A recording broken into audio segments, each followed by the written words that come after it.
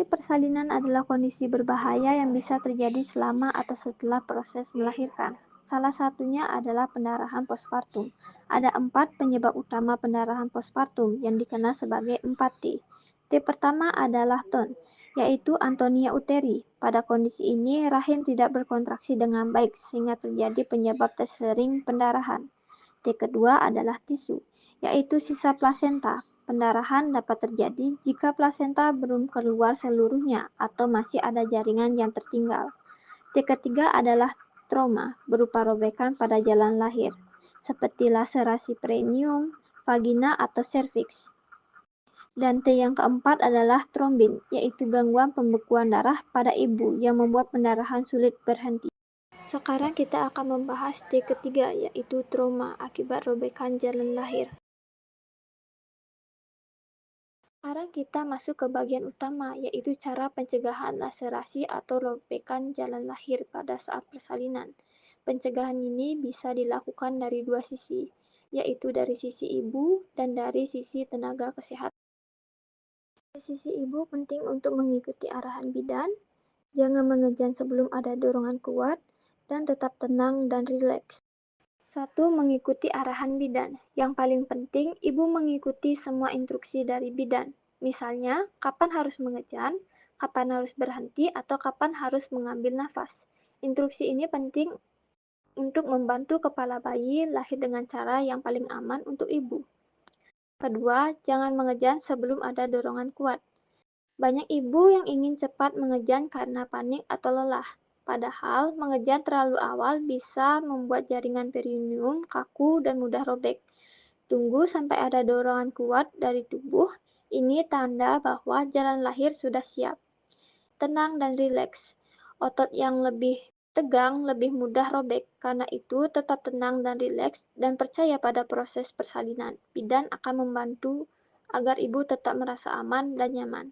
Di sisi bidan atau tenaga kesehatan dilihat dari teknik proteksi perineum, episiotomi selektif, dan teknik persalinan yang aman dan terkendali.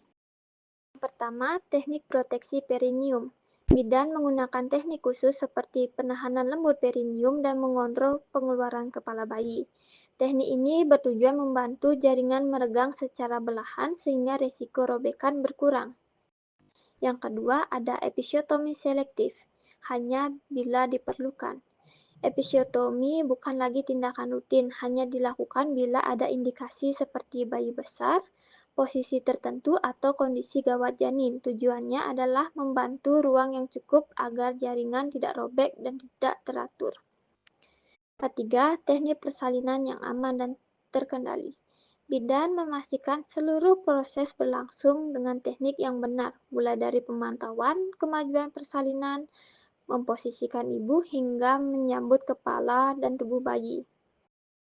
Kalau pencegahan sudah dilakukan tapi laserasi tetap terjadi, langkah 1 adalah identifikasi tingkat robekan. Derajat 1, hanya kulit perineum yang robek. Derajat 2, melibatkan otot perineum. Derajat 3, mengenai otot sphincter ani. Derajat 4, sampai ke mukosa rektum. Langkah kedua adalah pengendalian pendarahan, di mana memastikan sumber pendarahan dan mempersiapkan alat untuk penjahitan. Untuk laserasi derajat 1 dan 2, bidan akan melakukan penjahitan dengan teknik yang bersih dan aman, di mana tujuannya adalah yang pertama, menutup jaringan yang robek, kedua, mengurangi pendarahan, ketiga, mempercepat penyembuhan, keempat, mencegah infeksi. Ketiga adalah evaluasi dan pemantauan. Ibu akan diarahkan untuk kembali jika ada tanda atau masalah seperti jahitan terasa tertarik, terbuka, atau ada pendarahan dari luka. Luka terasa sangat perih saat buang air kecil, keluar cairan berbau atau nanah dari luka, dan bengkak, kemerahan, atau hangat pada sekitar luka. Langkah keempat atau langkah yang lain yaitu rujukan bila robekan berat.